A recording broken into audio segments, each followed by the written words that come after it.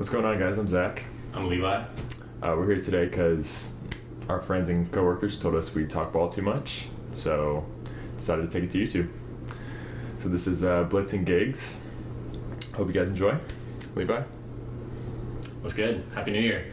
Playoffs, man. Right, playoffs. Cowboys aren't in them. Neither are the Dolphins, but... Dolphins might be. We'll see. So, at work, we've been going through, like, seeds 1 through 7. Sure. Each conference. We've been talking about realistic matchups. I feel like things have changed pretty significantly in the last few days, just from, like, watching the Lions barely beat the, like, almost 49ers, like the 50% strength 49ers. Right. Do we want to just, like, start with the playoff picture? Yeah, I'd be down. I can pull up the seedings on my phone. We can just kind of go through the matchups currently. I mean, this is definitely subject to change depending on how Week 18 goes, but for the most part, I think we have it down. Yeah, I mean, I know the NFC, everybody's clinched a wild card at the very least. I know the 6 and 7 is still looking to shake out with, maybe a Green Bay loss and a Washington win. And then the seeding of the NFC North winner, that game's coming up. So the AFC is a little more open because it's still got an open wild card. But yeah, I mean, everything's subject to change, of course. I just think it's so interesting that, like, last year it felt like there were 9 or 10 teams that were, like, cusp of wild card. Yeah. By Week 18. And this one's low-key boring. Like, I'm hoping the Bengals make it. No offense to the Dolphins or anything. No, they would definitely put up the best fight, and they definitely have the highest ceiling of the teams in the hunt right now.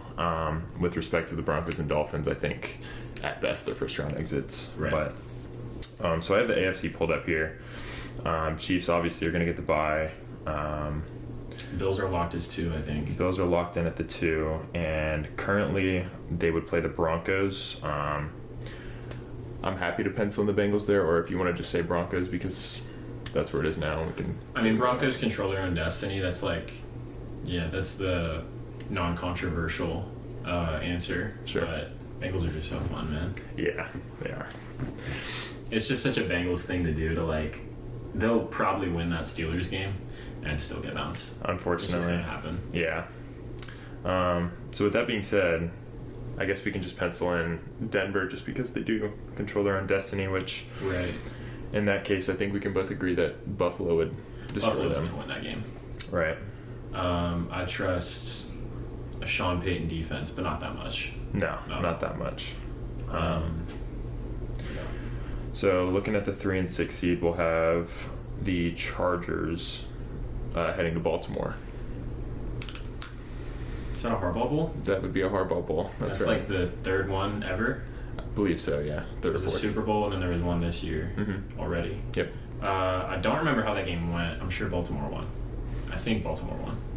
Yeah, I think Baltimore pulled away in the fourth quarter. I just don't think the Chargers could keep up offensively. I think that's what happened. Yeah, and I mean, again, like, we talked about this. The Chargers don't win playoff games. Jim Harbaugh does. John Harbaugh also does. Maybe not as much as Jim. But, I think it's the Ravens' game to lose. Right. I don't think Lamar really should be the MVP. I think we're both kind of in agreement that it's Joe Burrow because, like, he leads every stat. But Lamar clearly is having a better year than last year. Last year they were just so dominant in the AFC against winning teams, everything. And they shut down Houston last year. Houston was pretty legit come playoff time. I'd take the Ravens in that one. That's just me personally. I'm not going to say it's going to be a wide margin, but... Yeah. I mean, to go off your point, I think this is by far the best Ravens roster that they've had in the Lamar Jackson era. You look at the offenses that they've had in years past with Justice Hill and Gus Edwards leading the charge to their top 5 rushing offenses, which the common denominator there has always been Lamar, but they have Derrick Henry now. So with Zay Flowers stepping into his role as a number 1 receiver, I just don't think that there's much teams that can keep up. So I think we're in agreement there that Baltimore pulls that out. Yeah, for sure. Looking at the 4-5 matchup, that's going to be Houston and Pittsburgh. Now that's assuming I think if Pittsburgh wins and Baltimore were to drop a game this week, seeding could change, could it not? Or do they have a... I think Baltimore's locked in to the 3, yeah. Okay, fire. We're also potentially looking at Steelers falling to 6 if they lose to Cincy. Right. Which we thought could happen. Yeah, and in which case the Chargers would end up playing Houston round 1, I believe. Right, which in either case, I just think Houston's getting bounced in the wild card. Wow.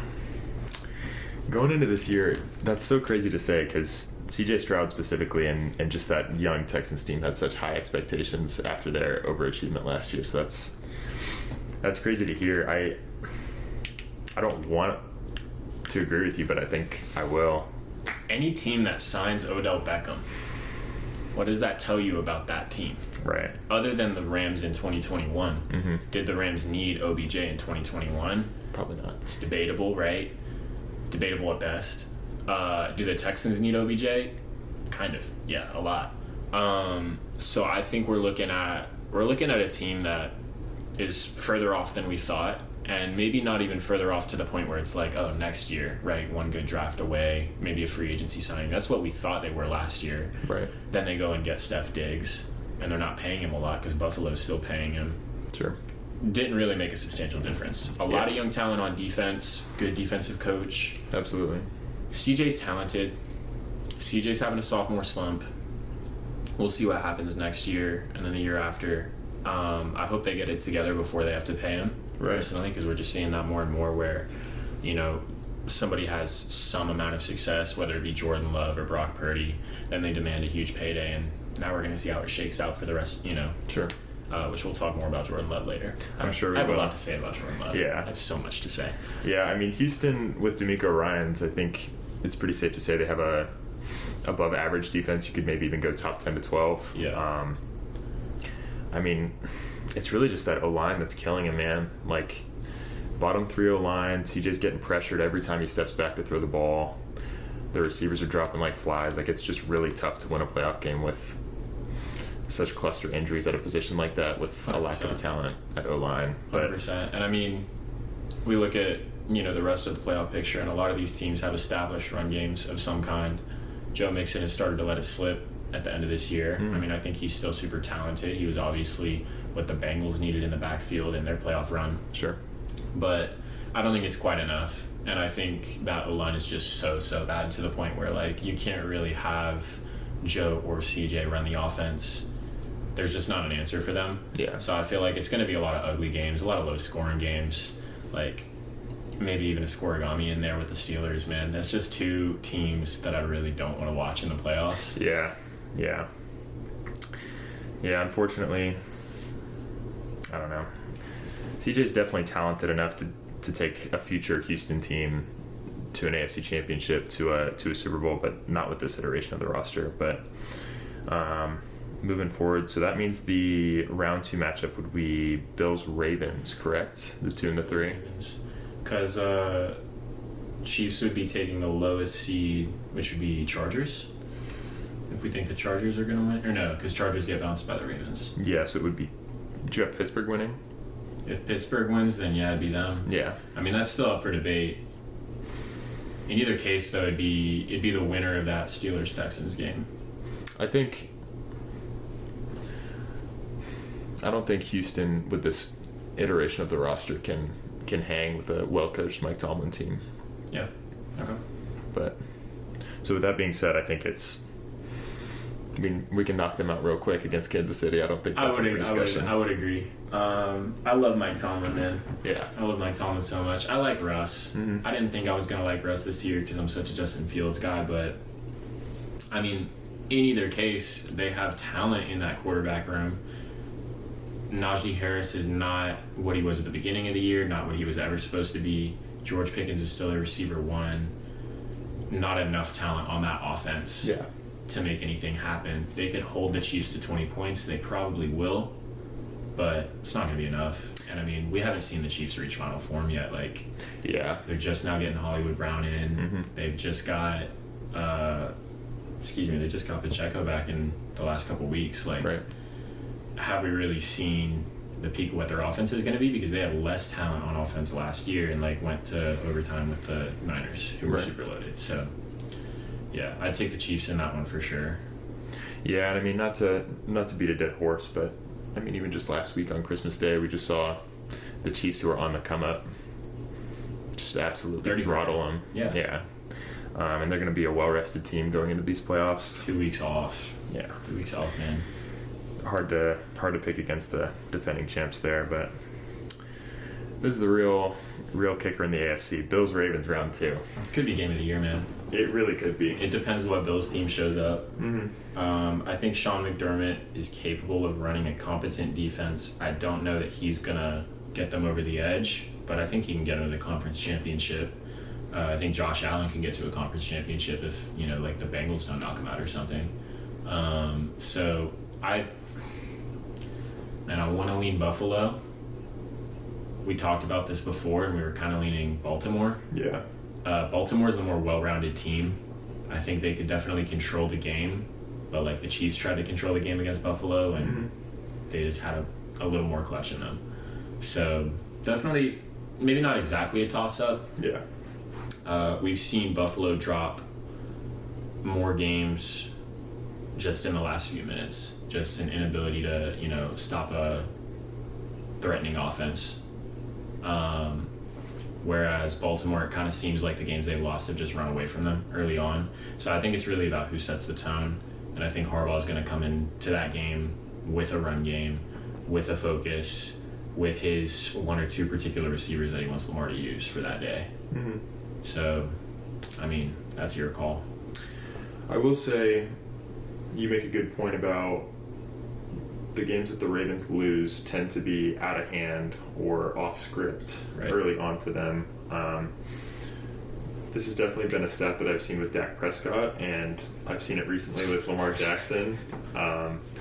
When he has to throw the ball more than like 30 or 32 times, the record goes from him winning 70-75% of his games drops to well below 500. So there's definitely a recipe for success with both quarterbacks there. I think you want to control the clock against Josh Allen. You want to limit possessions. With that being said, I don't see that 9 for 30 performance by Josh Allen from earlier this year. I don't see him replicating that, but at the same time, I can't just delete that from my memory. That was the worst Baltimore defense that kept them in check. Right. And it's not like that was the only time he did that. He kind of dropped the ball against Houston, sure. A Houston team that looked better than it does now, but now we know what they are. Like, there's no excuse for that.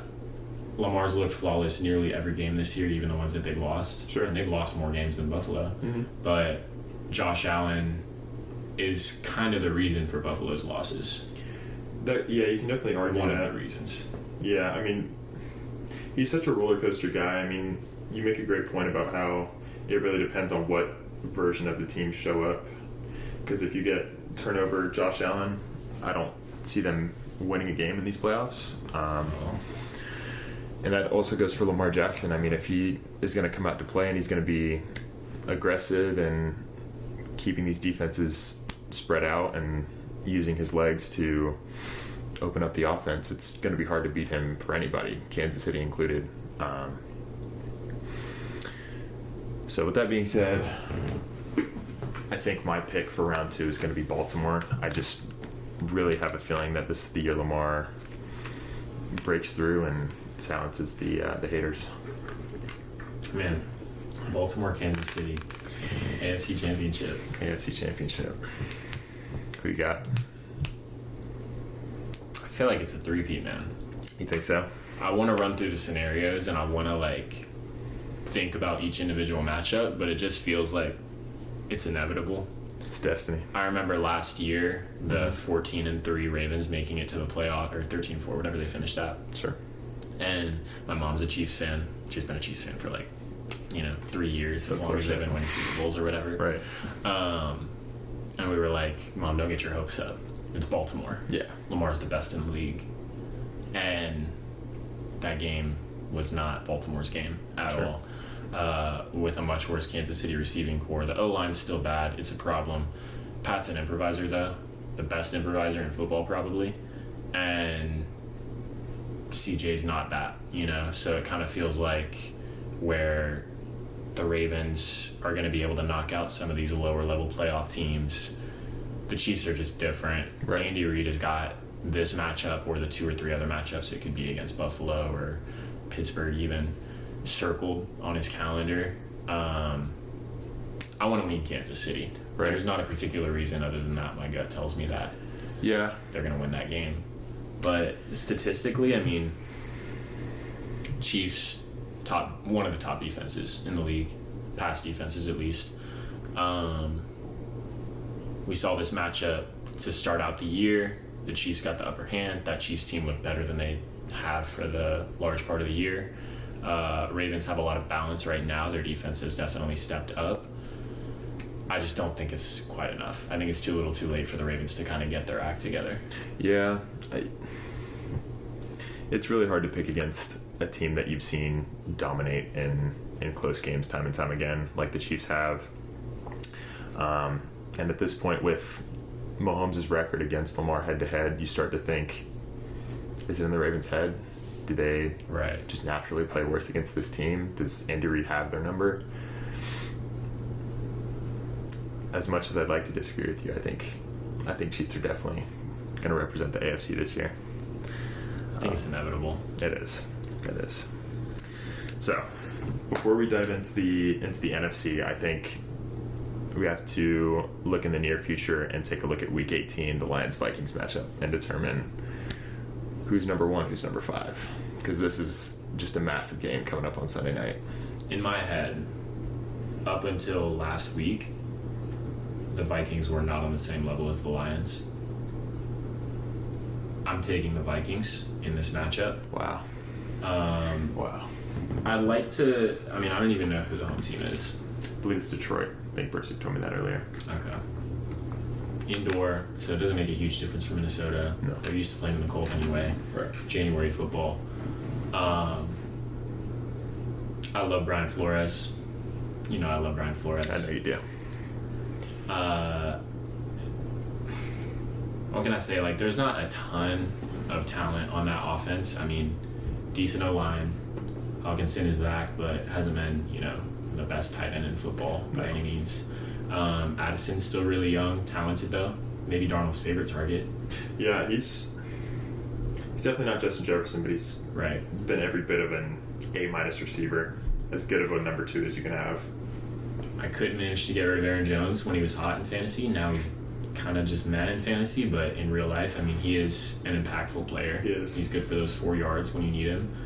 Justin Jefferson, not the best receiver in football, but one of the best receivers in football. In that discussion, for sure. And he has been every year for the last 5 years. So, looking at that matchup, I'm just tempted to say Minnesota just because of that Lions game, just because of the fact that they left their starters in. They could have taken them out, and they couldn't hold off that Niners team. Yeah. They did win the game. Credit where credit's due. I think it just comes down to who's hot and who's not, and the Lions are just not going to catch any breaks on injuries this late in the year. Yeah. So I'm taking the Vikings, personally. Yeah. Such wild teams, wild expectations coming into this year. I mean, the Vikings line in Vegas was set at, I believe, 6.5, and you look at where they're at now, they're almost a 15-win team. So, just to preface this game a little bit further, I think there's no chance both teams score less than 35. Like, Detroit's not stopping anybody, and I think they know that. Right. Their path to success here is going to be, we just got to hope we get the ball last, and they're going to try and outscore them at the end of the day. It's their only method for victory. So Minnesota is a little bit more versatile in that sense. They, like you mentioned, they have the Brian Flores defense that's been situationally dominant all year. Sam Darnold, if he's not throwing 3 picks in a game, has been terrific. I mean, he's in that MVP conversation as well. It's just so tough to pick a team that's you feel has probably peaked versus a team like Minnesota, that starting to hit their stride at the right time. Right. So for that reason, I think I'm going to take the Vikings as well, and we'll pencil them in at the 1 seed. It's insane, man. What a wild season for them. 14 win, 5 seed. Well-deserved bye week.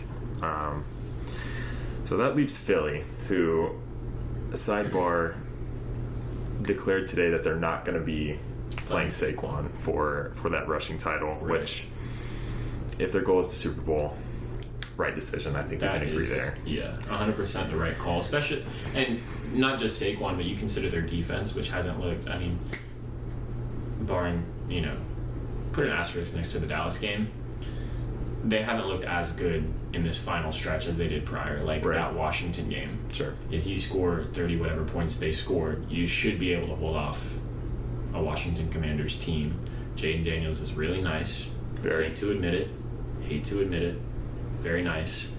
But this is one of the top rushing defenses in the league this year. Out of nowhere. Nobody expected that. Just the right young talent in the right places. Weak pass rush, but strong secondary. And maybe not even a weak pass rush. You put all that together and it's like, okay, why aren't you holding Washington to 10 points like you did a few weeks ago? In the first matchup, it wasn't anything close to what it was, just now, 35-30 or whatever it was.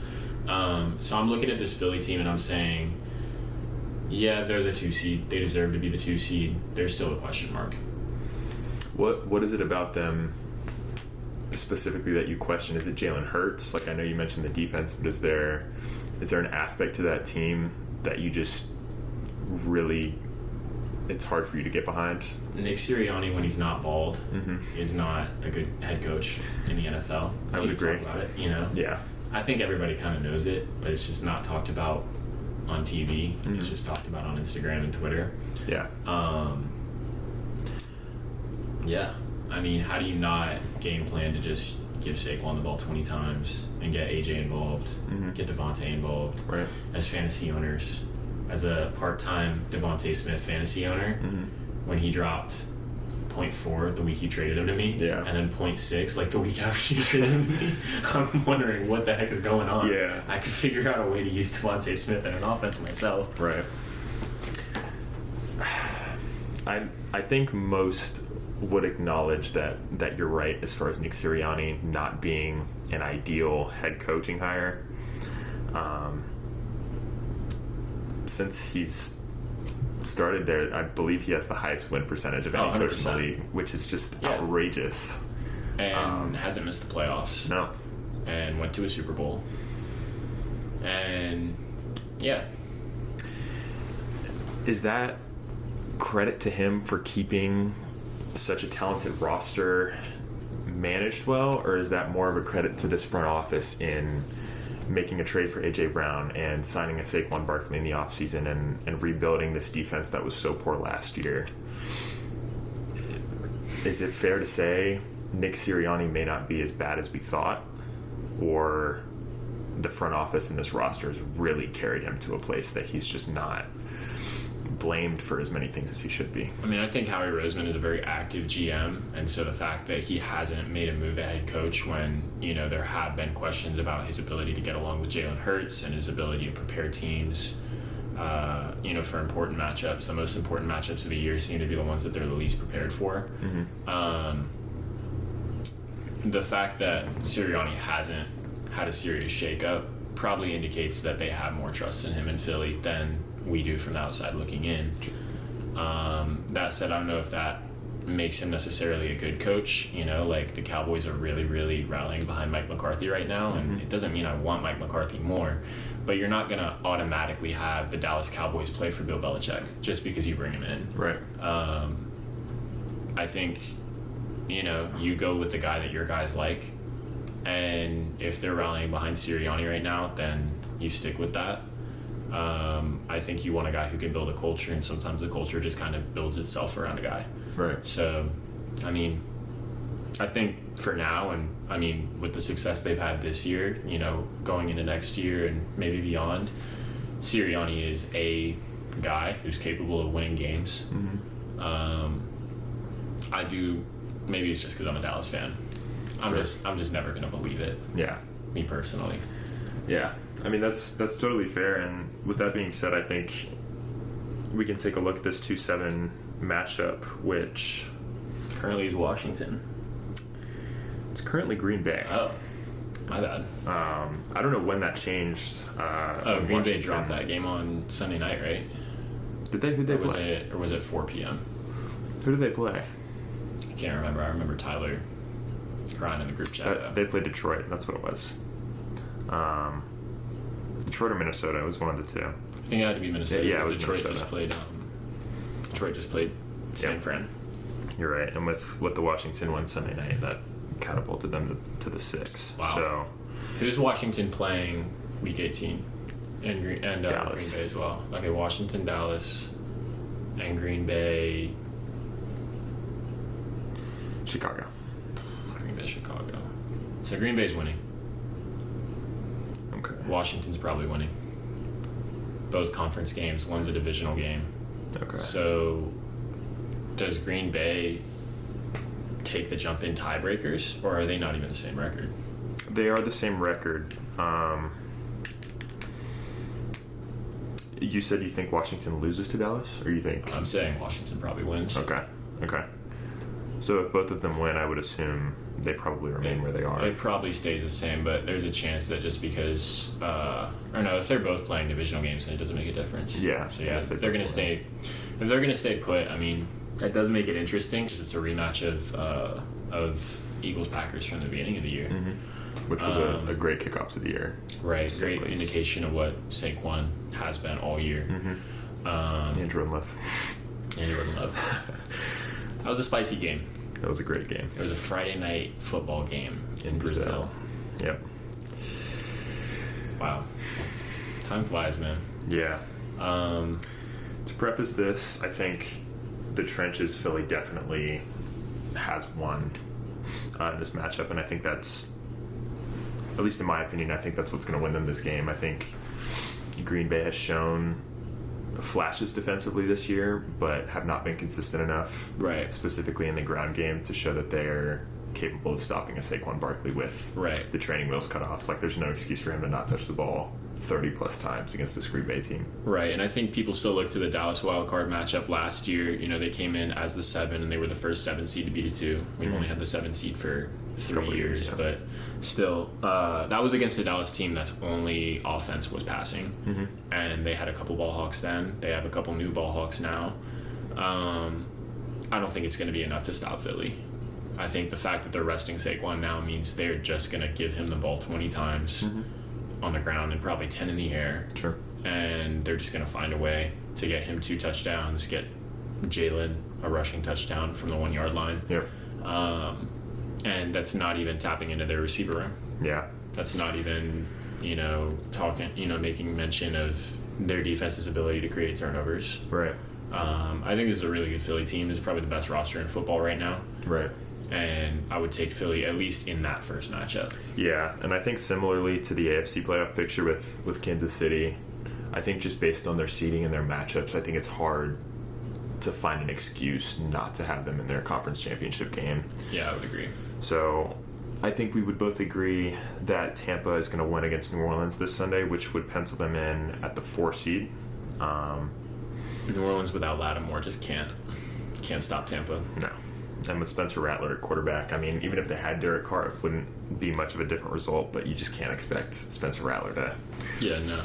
And I mean, Tampa's another team that, they were hot at the beginning of the year. They kind of lost their way, but they're getting hot at the right time. Again. For sure. They did it last year. They knocked out Philly. That was fun to watch. I'm not necessarily saying they're going to steal a playoff game. We'll see. We'll look at the matchup, but I think they've got that for sure. Yeah. Yep. So the 3 and the 6 would be the Rams and Commanders if it plays out the way we think it will. Rams, Commanders. That's a fantastic first round game. It is. It's 2 teams that I don't really expect to be in the NFC Championship by any means, but it'll be a fun matchup. Dynamic offenses, trash defenses for the most part. I just want to go with the experience of Matt Stafford and his ability to force feed targets to Puka Nacua and Cooper Kupp. And their receiver 3, Robinson, like, he's been popping off. He's been very solid this year. I really wanted to pick him up once or twice, but just no consistency at all. Just, 3 or 4 games that made me really drop my jaw. And this Washington team has been pretty consistently good. A great offense. Almost a toss-up for me. Yeah, I mean, these are two teams that I don't think anybody in the NFC, these top-tier contenders like Detroit, Minnesota, Philly, nobody wants to play either of these teams. Right. And I think we could say the same for Tampa Bay. I mean, these are giant killers. We saw a couple weeks ago what Washington did to Philly when Jalen Hurts went out. They can score with anybody. I know we mentioned the lack of defense by both teams. But they're so fun to watch when they get it going, man. Stafford and Nacua are such an elite connection. Kyron Williams is such an elite running back. It will be in LA, but I'm sure half the stadium is going to be packed with Commander fans.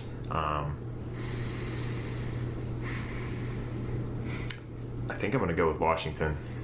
I think Jaden Daniels is elite. I think he's top 8 to 10 quarterback, honestly. I could see him stealing one the same way. I mean, this is on the road, it's a little different, but the same way CJ got his last year.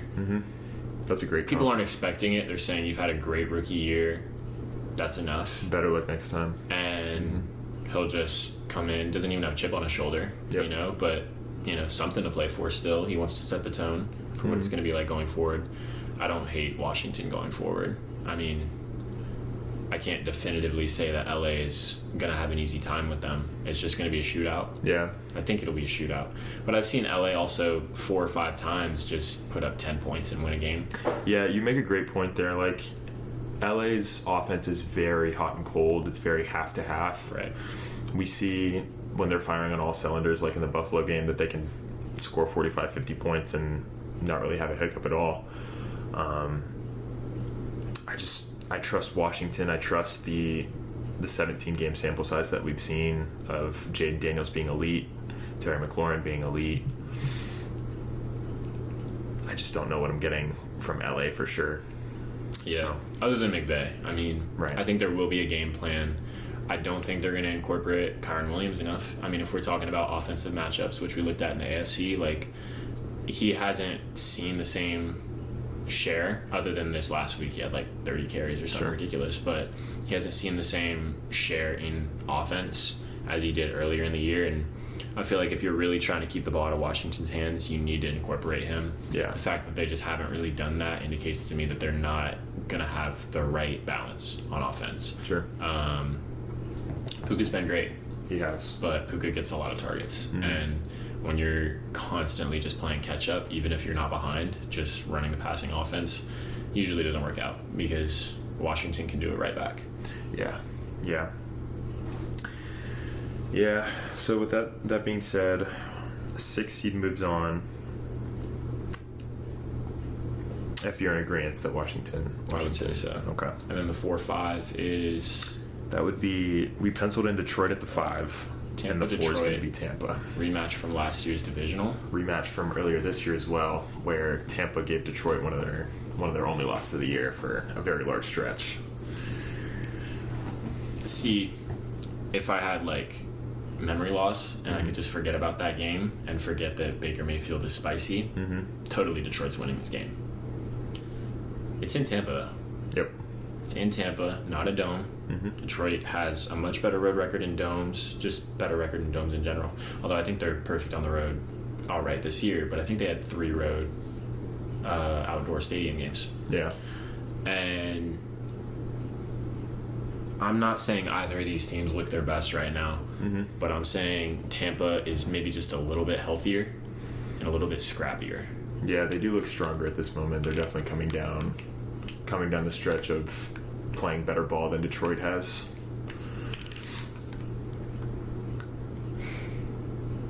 Great matchup. It was a great matchup. Football guys. Yeah. On both sides.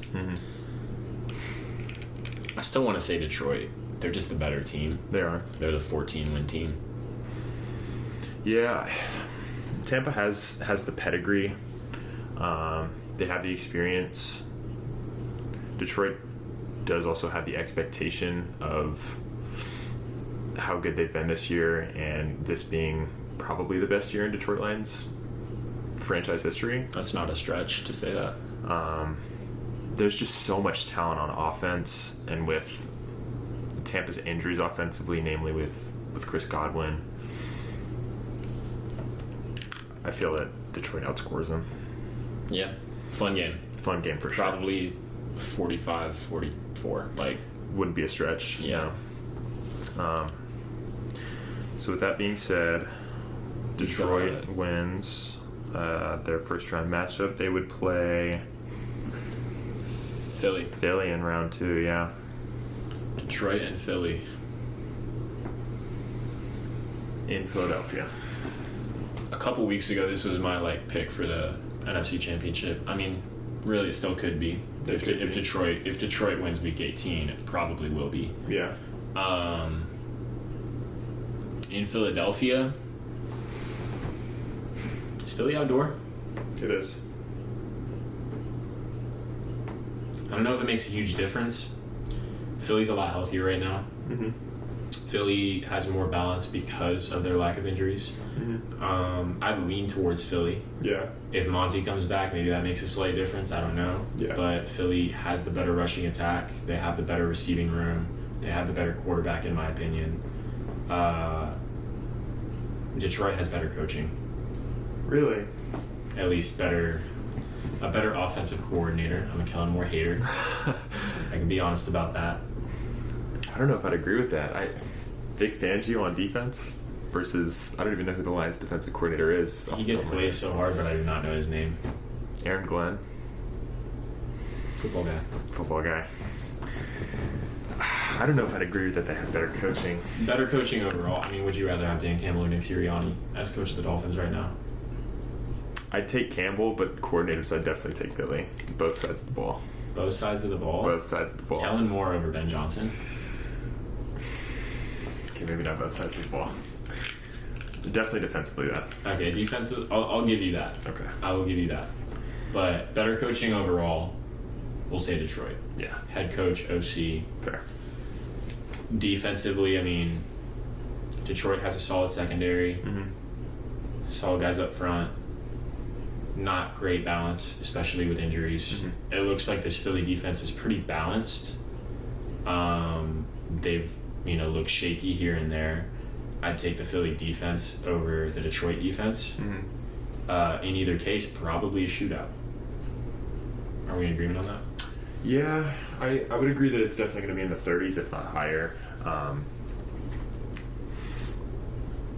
These are two of the best O-lines in the league, I think, pretty easily. Mm-hmm. I see Gibbs with over 100 yards. I think Saquon easily has over 150 scrimmage yards. Nobody's going to stop A.J. Brown. Nobody's going to stop Devontae Smith. I will say Detroit will have a tougher time passing the ball than Philly will. But as far as rushing goes, I mean, this could definitely just be a 6, 7, 8 yards a carry every time from both sides of the ball, or both teams here. Wouldn't be a stretch to say that, but then you also think about, okay, if Detroit hypothetically were to start to run away with it, yeah, they're not going to stop Philly's passing offense. If Philly runs away with it, can Detroit's passing offense get incorporated against Q, who's my defensive rookie of the year personally? That's a very good take. And they've got other talent too in that secondary. They've got Reed Blankenship and Cooper DeJean. Like, there's a lot more talent there that just has been pretty locked down all year, even in losses. And that's where I lean Philly, I think. Okay. So your initial leaning is to take Philly to come out of the second round, go to the NFC Championship. Playing at home, I'd say yeah. Okay. I think I'd agree with you there. My Super Bowl prediction tends to change by the day, but I think Philly has pretty consistently been in my NFC conversation. Yeah. At least making it to the NFC Championship. So I can agree with you there. So with that being said, Minnesota and Washington. Very interesting second round matchup there. Better coaching has got to be Minnesota. Gotta be.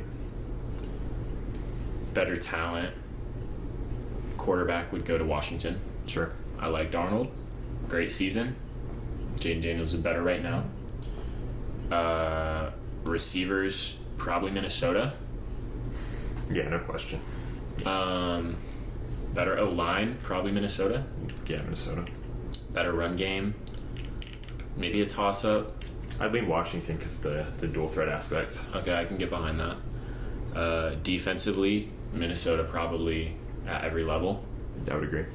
Dan Quinn is a good defensive coach. He is. Good defensive coordinator. Brian Flores is also a very good defensive coordinator, and he's in his role where he's kind of, supposed to be. Whereas Dan Quinn is the head coach. Cliff Kingsbury as OC has been pretty good. Yeah. Not everything that they need. I would lean Minnesota, especially at home. Yeah, initial take here, it's Brian Flores versus a rookie quarterback, and granted, this is arguably one of the greatest rookie quarterbacks we've seen in recent memory. I do think, similarly to CJ Stroud's outcome of his rookie year, I think this might be the ceiling. I don't think you can justify Washington, as young as they are, making it past this talented of a Minnesota team. We had a discussion the other day that this, no matter what happens with the Darnold contract situation this offseason, this is the best Minnesota's going to look with him at quarterback. Right. I just struggle to pick a Washington team that doesn't have it all buttoned up and put together yet. Within these next 2 to 3 years, I think they will be in that conversation with the Detroits of the world, with the Philadelphias of the world. They're just not there yet. So Minnesota going to the NFC Championship, I think, is a pretty safe bet there. Minnesota at home versus Philly. Talk about matchups. That's arguably game of the year as well. Philly's the better roster. Yep. And we could break it down and explain why, but better run game, better pass game, arguably. I think Minnesota's looks better, maybe because they incorporate it more, because they need to, and because O'Connell knows how to utilize Sam Darnold. They've got the better receiver one. Is Addison better than Devontae Smith? This year, I'd say so. Performing better, talent-wise. I mean, statistically. If Philly could find a way to incorporate Smith the way he needs to be incorporated, then, I think he's a generational talent, in my opinion. Yeah, he's fantastic. Defensively, 2 good defenses. I can't say that this is even going to be a shootout. This could be, 24-21 game. They could. Or it could run away, be a shootout, or it could be 10-17, Yeah, absolutely. I will say the one spot that Minnesota definitively has over Philly is the wideout and skill position group. I think even with current Hawkinson, I'd say he's better than what they have right now at tight end. Wide receiver 1, 2, and 3, I would give Minnesota that matchup edge every time. I think it's AJ Brown's fantastic, but Justin Jefferson just is in that discussion for number 1 receiver in the league, and AJ Brown isn't. Addison, better year, and Naylor's been fantastic for them as well. I'm not sure off the top of my head who wide receiver 3 is for Philly. Is that they traded for Jahan Dotson? That's right. From Washington. That's and right. He hasn't done enough to really be noteworthy this year. We'll see next year. Yeah. So with that being said, I do think Goddard is returning, though. I saw something today about him. Okay. Opening his 21 day. Their backup tight end has been very nice for them, but regardless, I would still give Hawkinson the edge in that matchup. But similarly to Detroit this week and moving forward, their method of victory is going to have to be like this Niners game this past week, and we just got to outscore you and hope we get the ball last. Right. Because not stopping you. And yes, Minnesota has a better defense than Detroit does, but their path to victory here is definitely going to be by shootout and by Justin Jefferson having 150 yards and I would agree. 12 catches. I just don't think you can count on Saquon not finding the end zone a couple times. Like, you can't game plan to win every matchup defensively. It's just not going to happen. Mm-hmm. So, yeah, I would agree. If O'Connell can cook up an offensive masterclass, then, yeah, Minnesota has a path to victory. Mm-hmm. With that being said, what side would you lean here? If we're saying it needs to be an offensive victory, I'd lean more towards Philly because we've seen more offensive victories from them. Their defense has looked good, but I'm used to seeing that kind of thing from Philadelphia. Okay. So you'd lean Philly here? I would say so. Very interesting matchup. Really could go either way. For sure. I think I would say the same here. So that brings us to the Super Bowl. Philly Kansas City rematch from a couple years ago. Now these are two very different squads. I think Kansas City still doesn't have a bona fide number one receiver. Rashee Rice hadn't came into his own yet in that Super Bowl. They do still have Pacheco. They do still have Kelsey, who has been situationally great. He tends to pull his best games of the season out when really needed. And I think in these playoffs he'll probably do that again like he did last year. Philly defense is totally different. In that Super Bowl, they were, I believe, a top 5 to 10 defense. Then last year, they looked awful with, I believe, a similar group of guys. You bring in Vic Fangio this year with some younger talent like Q, like Cooper DeJean, Jalen Carter, to name a few. And they have been back on the right track defensively. On the cusp of that top 10, I'd say, but for totally different reasons, totally different names. Still have A.J. Brown, but they're going to be handing the ball off to Saquon Barkley in the Super Bowl, not Miles Sanders. So not Miles Sanders, and not even DeAndre Swift from last year. You know, they can find a way to have a 1,000-yard rusher, 1,200-yard rusher, but this is a whole different ball game. Yep. And against the Chiefs team that's not known for their run defense. Yep. Me personally, I think the outcome of this game will be similar to their matchup from a couple years ago. I think it'll be relatively easy for both teams to find the end zone. I think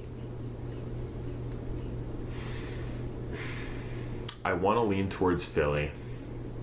They have the better roster. Got to give it to the three-peat, man. It's when it comes down to it, I mean, it's just Mahomes, Kelsey, and Reed as long as they're together. We've counted them out with a bad group of receivers, with a quote-unquote bad defense before, and they're there in the Super Bowl. Right. Pulling it out in the end, and I'm not going to do it this year. Right. I'm not going to do it. I think I'm going to give the Super Bowl champion nod to Kansas City, and I think they get the three-peat here. What do you say? I remember after this most recent Super Bowl having a conversation with Jordan Smith. He's like, I didn't watch the game, but I saw the Chiefs won. Does that mean anything to you guys?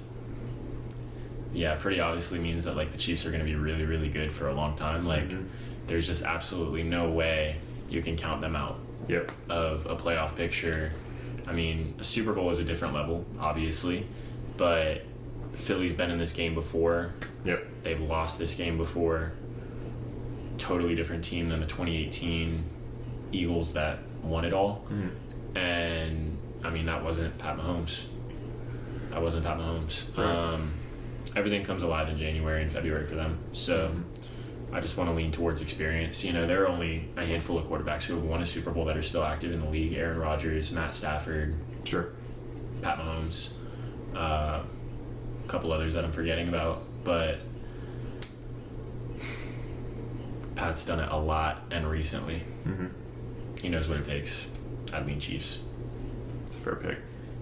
Dallas Cowboys. Where do we begin? Boy, oh boy. We can talk Mike McCarthy. We can talk Jerry Jones, Dak Prescott. See, last year was supposed to be the year where like everything could have changed, right? You could decide to move on from Dak. Mm-hmm. You could decide to trade star players, Micah Parsons, CD, decide to move on from a coach. Had to make those decisions then. We locked in with some of our guys. Mm-hmm. Now, like, there's even more question marks somehow, but okay, obviously Dak's staying. Yep. Obviously CD's staying. CD wouldn't have signed his deal without Dak getting a contract. There's no run game. Yeah. Even when there's a run game, there's not. I love having a 1,000-yard rusher that we paid $1 million to come back this year. He's going to cost more than $1 million next year. Right. I don't think Rico's going to get poached necessarily, but I want to keep him. Is he a free agent after this year? Yeah. Okay. He went undrafted. We had him for like 4 years, just kind of like chilling there. Yeah. And then he finally like broke out this year in the absence of Tony Pollard. Now it's like it's time for him to go somewhere else, make $5 million, be in a split back probably, Yeah. or we could make him a lead guy, or we could make him a split back and just pay him more because we know what he's worth. I'd love to see Rico stay. Mm-hmm. He's almost a must-sign free agent. I'd love to see Jordan Lewis stay, must-sign free agent. Oso Digizua on the line has been one of our only pieces that's capable of stopping the run. Eric Kendricks would be like on my dream Christmas wish list. Veteran presence at linebacker. Has he been good for y'all this year? He's been good. He's a Mike Zimmer guy. Okay. So if Zimmer ends up going, I don't want Kendricks as much. In either case, though, in the absence of Overshown probably going into next year, I want some talent at linebacker that we just know is going to be consistent. He doesn't really have a great history of injury, so I like the idea of keeping him, but he's not a priority. Coaching is the first thing that, you probably need to see a change. Obviously, in that matchup just 2 weeks ago, like, Dallas really rallied and showed that they like McCarthy. They really want McCarthy to stay. Yeah. As far as Zimmer goes, like, he's brand new. I think the guys liked playing for Dan Quinn because it was fun. Because, people made big plays. Trayvon Diggs sets a franchise record for picks. Deron Bland sets the league record for pick sixes. But this is a unit that, since Micah Parsons came back from injury, has led the league in takeaways and sacks. I don't think that should be taken lightly. I think Zimmer's capable of running a good defense. I don't know that him and McCarthy are necessarily the most compatible, though. Mm-hmm. They're both older. They both have their way of doing things. Jerry's really old, has his way of doing things. I just think this coaching carousel is not going to be kind to Dallas. I don't think we're going to get Ben Johnson because we're not going to pay him enough. I don't think we're going to get our hands on a Cliff Kingsbury, and frankly, I don't want to.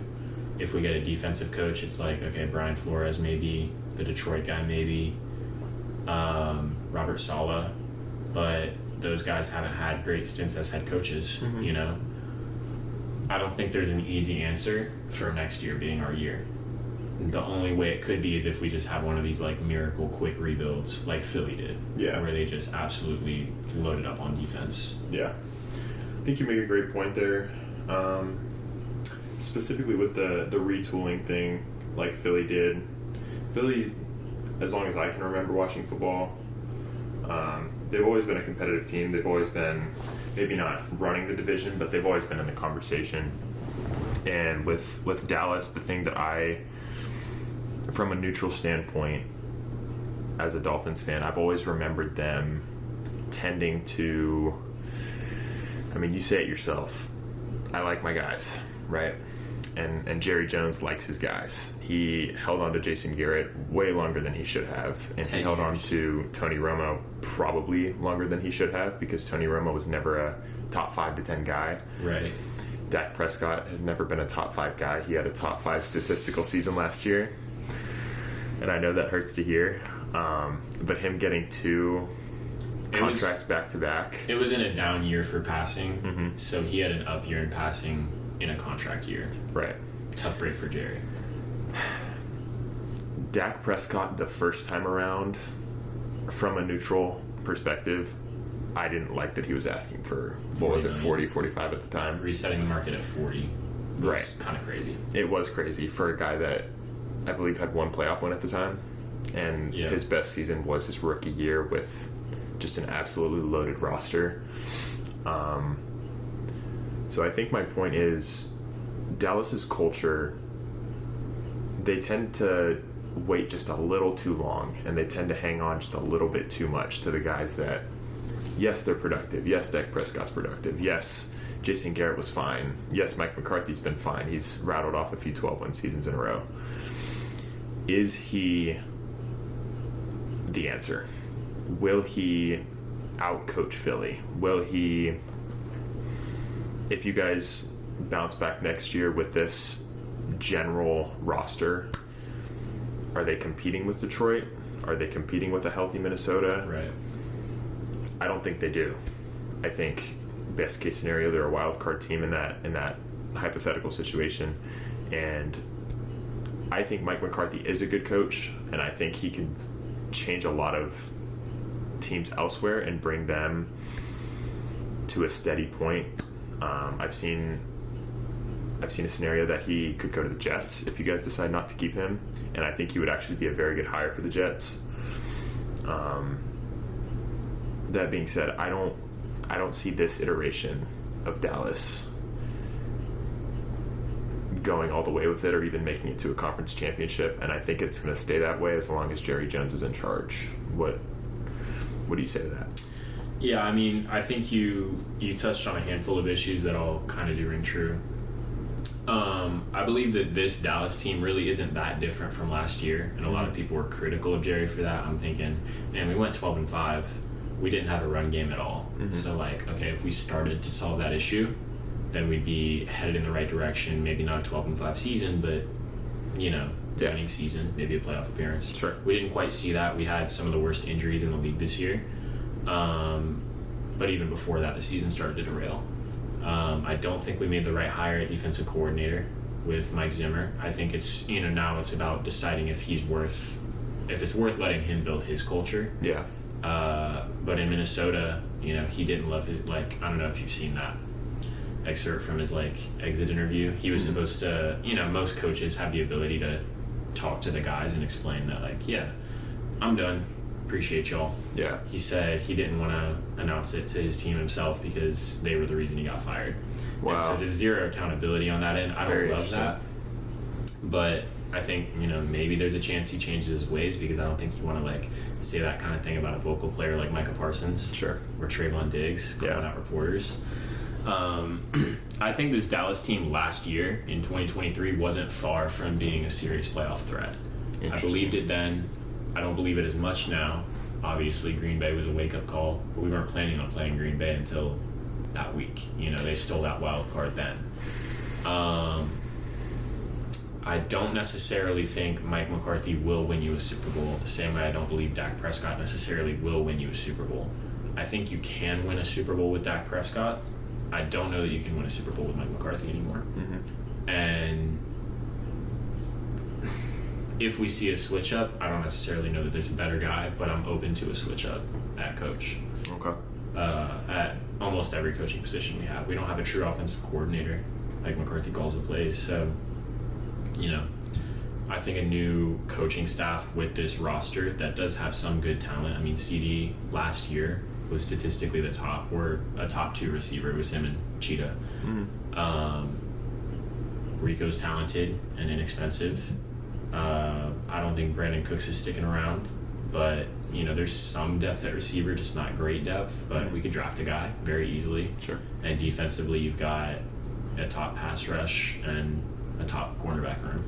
So I don't think the answer is necessarily moving on from guys. I think there is talent here. I think the answer is, if you want to actually build, if you believe that you are a team that can just draft and sign guys and not have to make huge free agency moves, sign them to longer than 4-year contracts.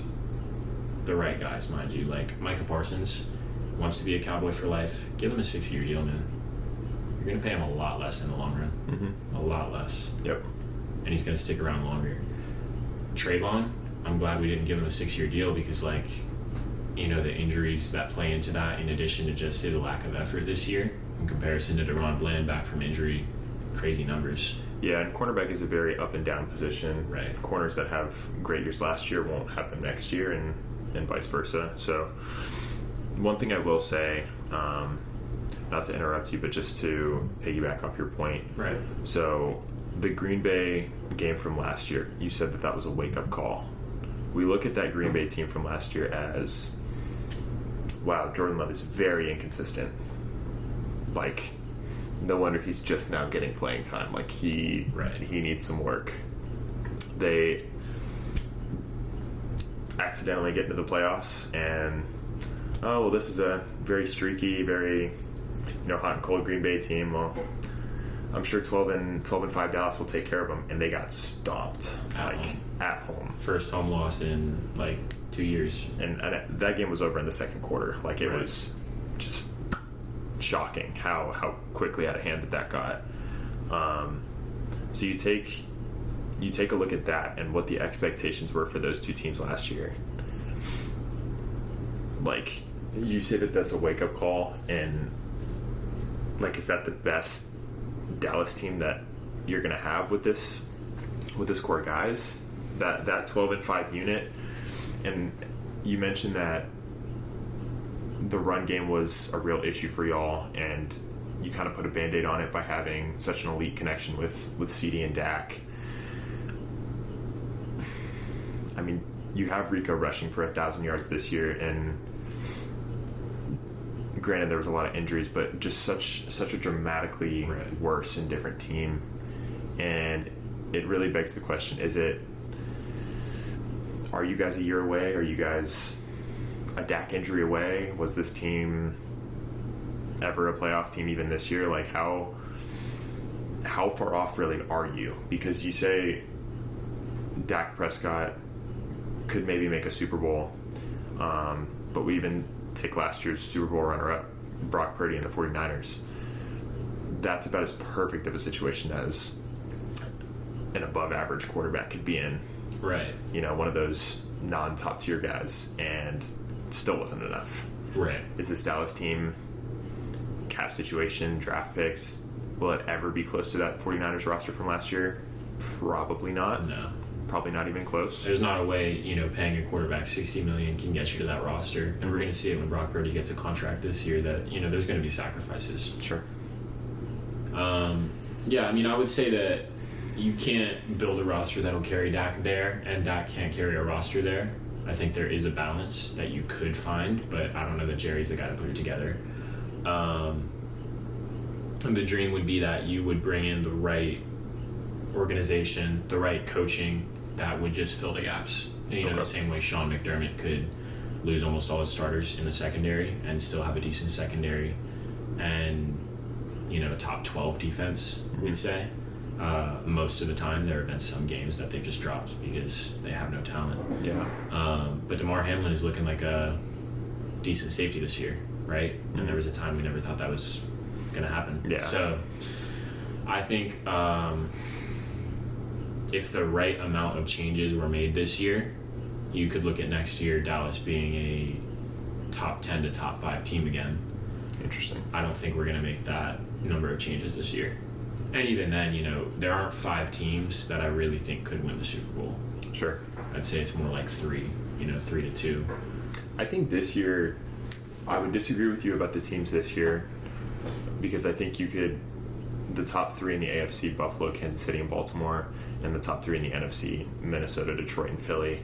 I think if you ask a large group of people, you'll get a variation of results there. I think any of those 6 teams could at least get there. I can agree with that. That said, this is the first time we've seen a 14-win 5 seed. Yeah. I think this is a very unique... And even like Green Bay, I can't rule them out just because they're the 3 seed in their conference and the 6 to 7 in the conference, 3 seed in the division. Like, they're not totally out of it. Jordan Love could wake up on a Toyota-thon morning and throw for 4 touchdowns and no picks. Sure. I think this is an exceptional year.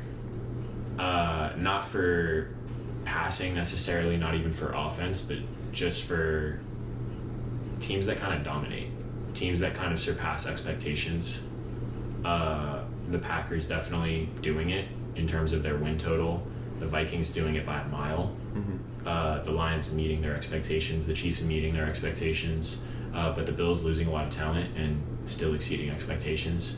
I don't think Dallas by no means has lived up to their expectations this year, even though expectations were lower than last year.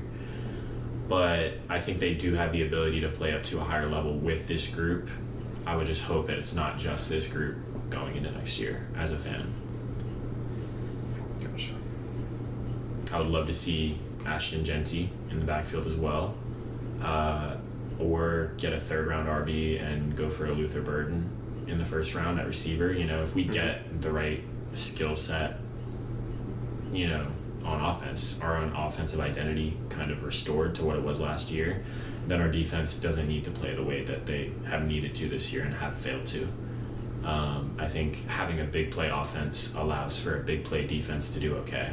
You don't need to hold every running back to 3 yards per carry because they can't run the ball. You know, they need to play catch up. Mm-hmm. Interesting.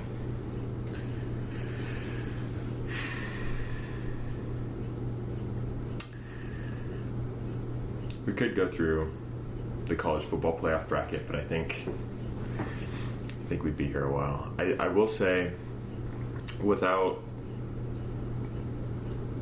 going full mock draft mode, you mentioned Genty as a high tier prospect that Dallas could drastically use. Are there any other prospects that you see in this draft that you would be with around the 10th to 15th pick, wherever Dallas is going to end up picking? Who would you like to see Jerry Jones pull the trigger on? I mean, I think the politically correct answer would still be like O-line. But when you miss on so many O-line picks, I'm not saying Tyler Guyton is outright a miss. He's a developmental guy at best, you know. I think Cooper Beebe was a nice pick at center, but for a 3rd rounder, like, you know, he hit his expectations and he's not doing much more. Yeah. We haven't found a Tyler Smith who's just automatically a top 5 left guard. We haven't found a Zach Martin or a Tyron Smith or, you know, anything from his 2010s Dallas O-line. I think if you build from the interior, defensive and offensive interior, you know, you'd start to see, okay, maybe Rico goes for 1,300 next year. Maybe Dak doesn't get sacked 5 times a game, 10 times a game, and, you know, that opens up the passing game even more. But if you're looking to shake it up next year, yeah, I think you want skill positions. I think you'd want Ashton Genty first and foremost. Yeah. Even if you got a trade to be in position to get him.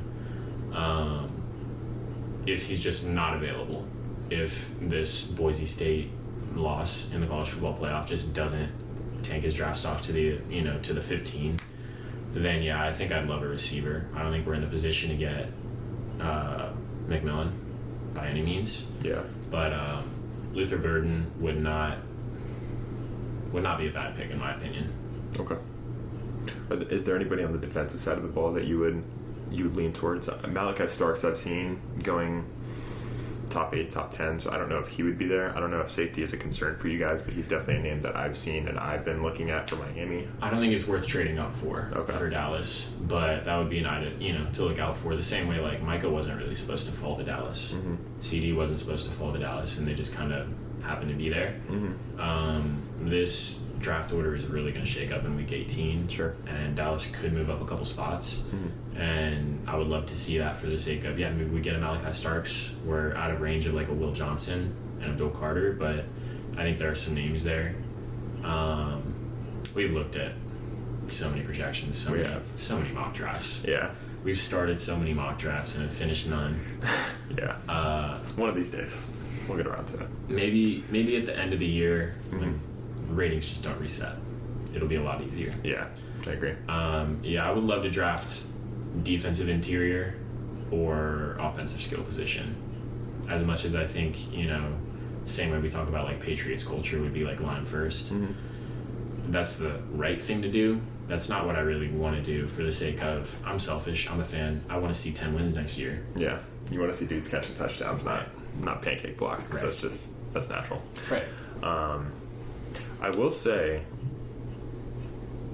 just as kind of an interesting thing to note here, the top 6 teams that we mentioned previously that are in that Super Bowl bubble, the Baltimores, the Minnesotas, etc., excluding Kansas City, and they have the best quarterback, tight end, and head coach in the world, excluding them, those are probably some of the best O-lines in the league. Detroit, Philly, Minnesota, Baltimore. These are the best running games in the league. These are the best O-lines in the league. Right. So you look at that and it's like, well, all these teams are drafting McMillans out of Arizona and drafting,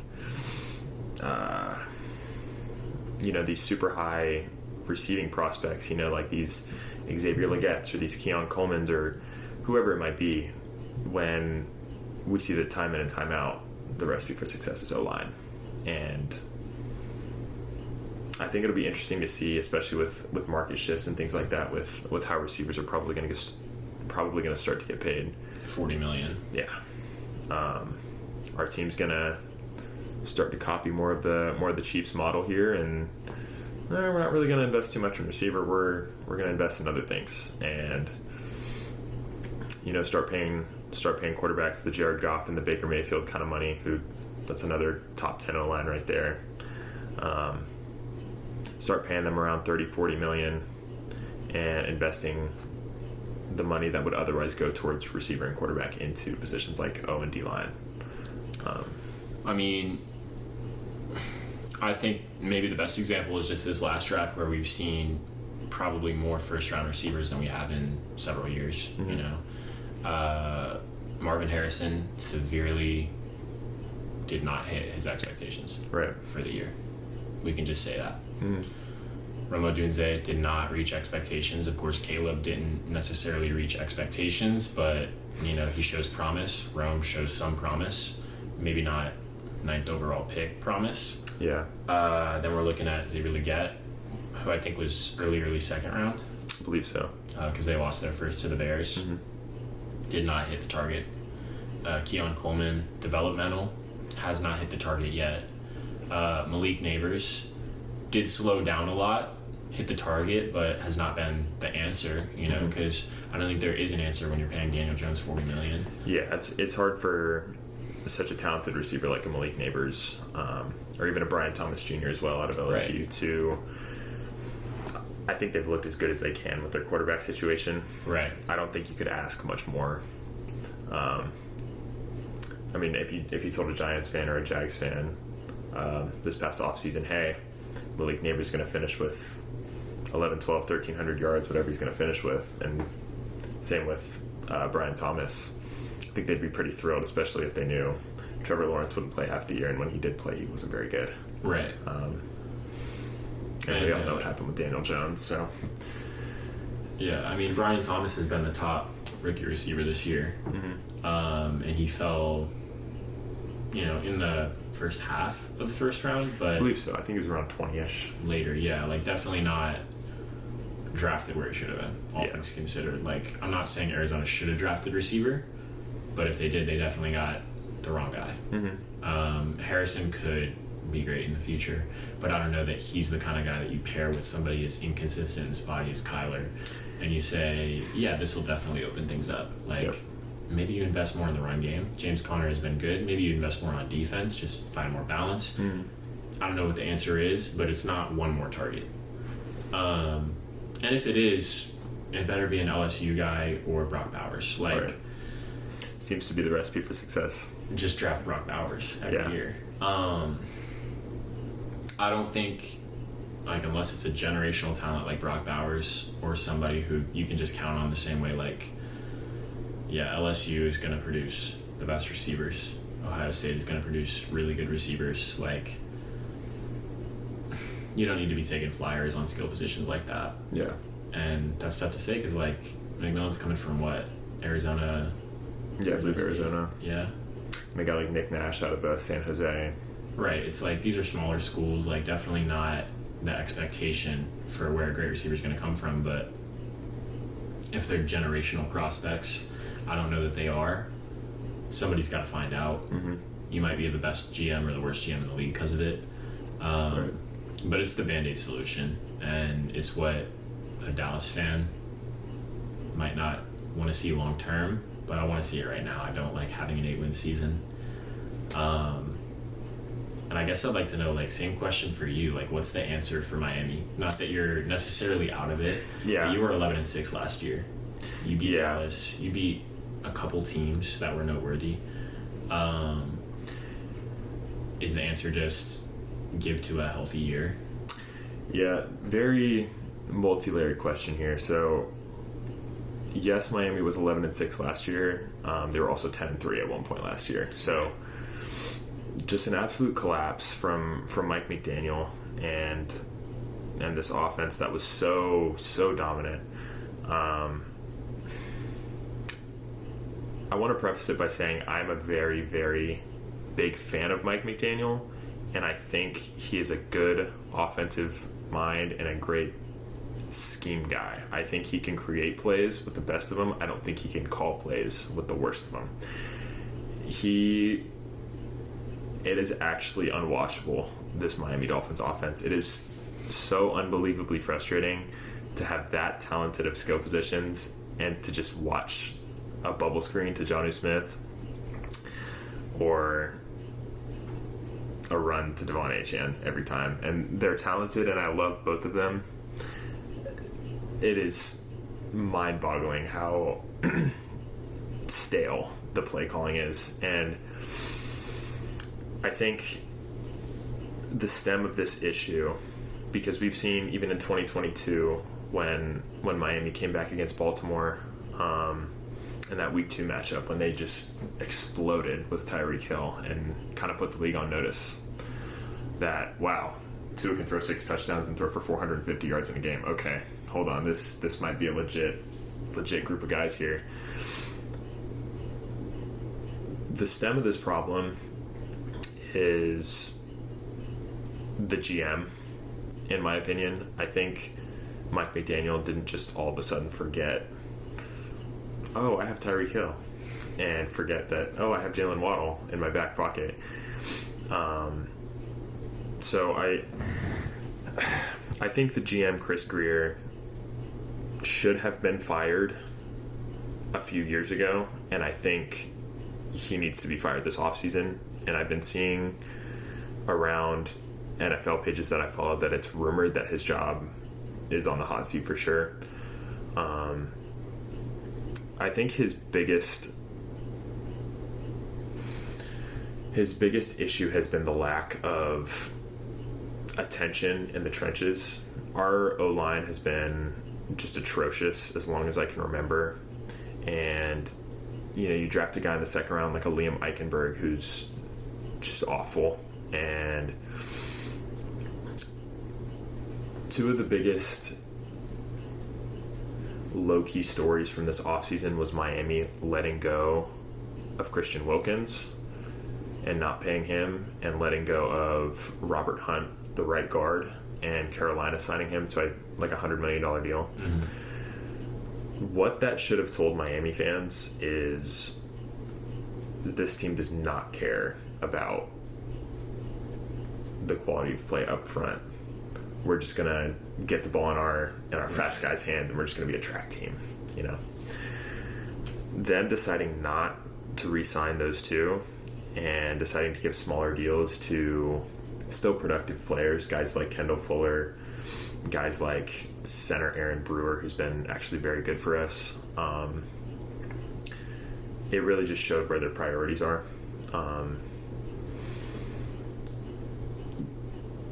This team is just so incredibly soft, and the root of it has just been a lack of physicality, lack of talent in the trenches. And ever since Brian Flores left, it really just has been that way. We get pushed around by any quality offense we face, and any quality defense seems to completely neutralize whatever lackluster game plan Mike McDaniel has cooked up for that week. So biggest issue for me is definitely Chris Grier and the roster construction. So with that being said, I think with him gone and Miami over the course of an offseason or two prioritizing the trenches, the O-line, the D-line, and Mike McDaniel also agreeing to give up play calling, I think he can still scheme up plays, and I think he should still be a huge integral part of the offense. But the play calling's got to change. There's no excuse for Tyreek Hill to be as quiet as he's been this year. And I don't know if it's confirmed that this is the case, but the only reason I could imagine why is the hand injury that was subtly hinted at and mentioned, and it kind of got worse because of the whole police situation week 1 prior to that Jacksonville game. And he's really just been bait all year. That's the best I can explain it. Like he's a top 3 receiver in the league, and he's getting less than 5 targets in probably half of our games this year, and it's just inexcusable. Any other offense, any other head coach would find a way to get their top guys the ball. Even against good teams, you would agree that CeeDee Lamb touches the ball more than 2-3 times a game. And it's just incredibly frustrating to watch, because like if they're going to bracket a guy like Tyreek Hill, Jalen Waddle should be eating, which he hasn't in 2 years now. He hasn't been as productive as he was in that 2022 season. So I say all that to say the path forward for Miami to get back into contention, which they haven't been in 25 years, they need to get a new GM in the building, and they need to really prioritize O&D line, and Mike McDaniel really needs to give up play calling. I think our defensive coordinator, is very solid with the talent that we do have and with the injuries that we've dealt with this year. Namely, guys like Jordan Brooks. Kendall Fuller was very solid when he was playing. He just recently got placed on IR. And one thing I will give Chris Greer credit for is Chop Robinson. He's been fantastic, and I thought that was a bad pick at the time. But he's been very good.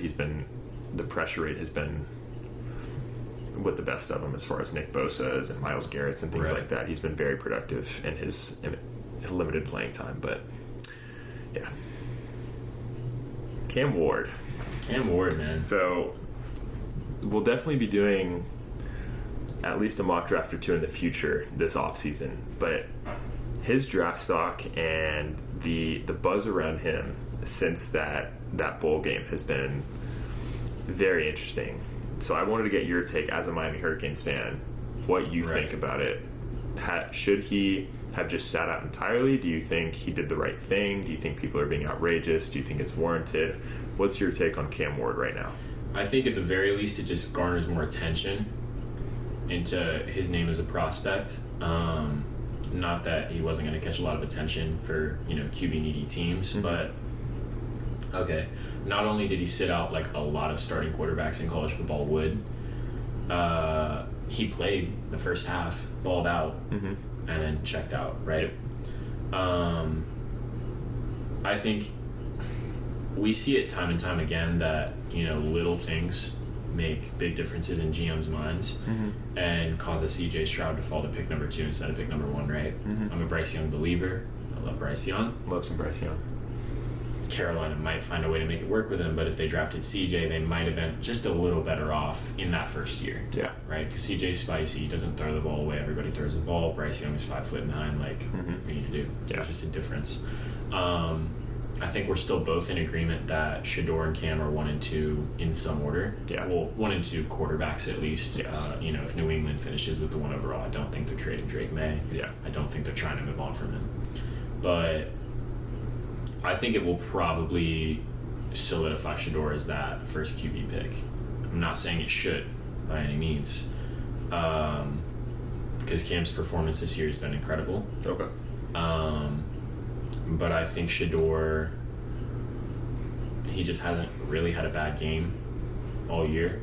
He's got composure just in a different way, not in the way he plays necessarily, but just in the way he carries himself. He wants to consistently be a winner. And I think Vegas would trade a lot to be in the position to draft Shador. I think a Cam Ward is just going to fall into the lap of somebody who's maybe pick 5 or 6. That's a very good point. Has it a little more together than that first overall pick.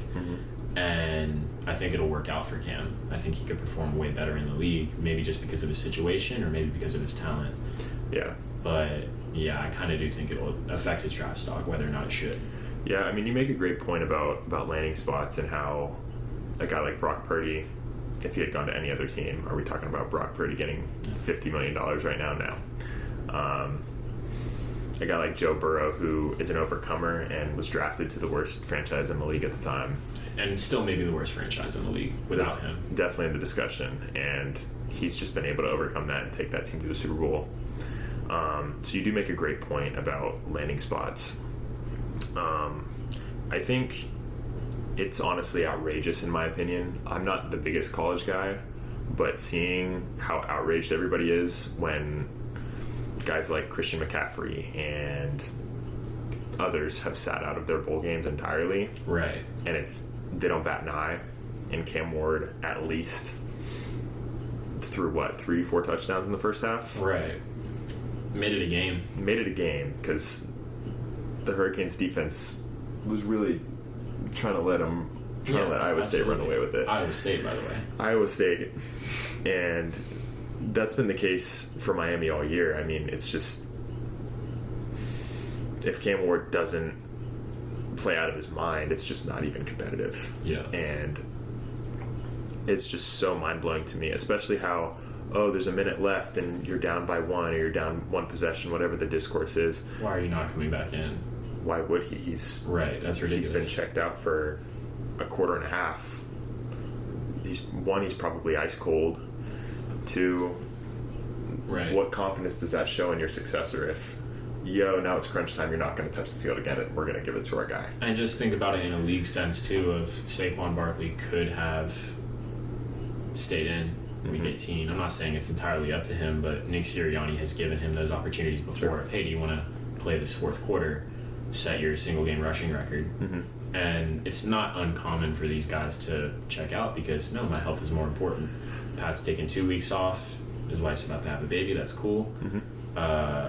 All these Lions starters were playing last week, but did any of them need to? Not necessarily. Like, it's not uncommon for these discussions to happen in the NFL.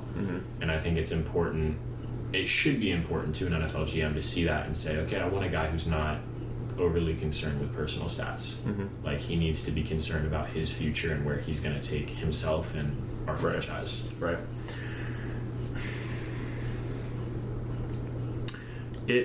I could be wrong, but I don't believe Coach Cristobal has said anything regarding the situation up to this point. You would probably know more about that if he had than I would. I mean, I think it was the game plan the entire time, no matter what, and right. So what that's Cristobal would have wanted. So that's actually what I was going to say was, why has Cristobal not came to the defense? Why has Cam Ward not said, right, yeah, the plan the whole time was for me to only play the first half. This is what Coach's game plan was. He said he wanted to get the starter for next year. He wanted to get him some reps. I did what the coaches said. I didn't just, sorry guys, got to get ready for the NFL. I'm not trying to get injured, sorry. Like, it's just ridiculous that that I haven't seen people come to his defense, at least on the team, and like, the discourse about it just really bothers me. I think it's blown out of proportion. I agree. The same way the CJ Stroud test, whatever garbage that came out before the draft, was blown out of proportion and dropped under the 2. Like, we've seen this before. I hope for Cam's sake that it tanks his stock to the point where he gets drafted to the 5 to 10 range instead of the 1 to 5, because he'll be a lot better off playing for a team that just has a little bit more there. Totally agree. So I'm excited to see how it all shakes out. If I'm a GM, I'm not letting that really face. Like, yeah, I want a guy with composure. I want a guy who's not obsessed with personal stats. Cam is every bit of that. And the fact that he's not, putting it on his coach and saying, yeah, this was Coach Cristobal's call, that kind of shows that he has that discipline, that composure. He's going to take accountability if he needs to, but he doesn't even need to take accountability in this situation. Right. Like, I think it's understood among people who understand the situation themselves. Right. Did it upset you as a Hurricanes fan that, you're sitting down on your couch getting ready to watch the third quarter kickoff and you see Cam Ward on the sidelines without his helmet on and the TV's telling you, yeah, he's not checking back in? Did that bother you as a consumer?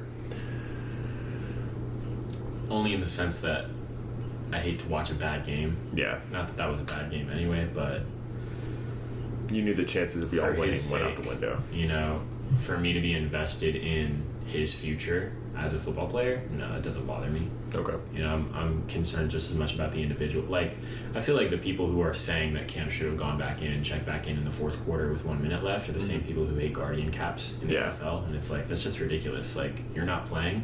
You shouldn't really have an opinion on that. Yeah. Like, there are multi-million-dollar careers on the line if he checks back in. Mm-hmm. So, why would he? Why would he put that at risk? Right. That's just my opinion. I agree. It's very well said. Well, I think we've been going on almost an hour and a half here. I think I'm probably get time to call it. It's been a good episode 1. Something to build on for sure. Thank you, everyone who checks out our podcast, and we'll see you guys in the next one.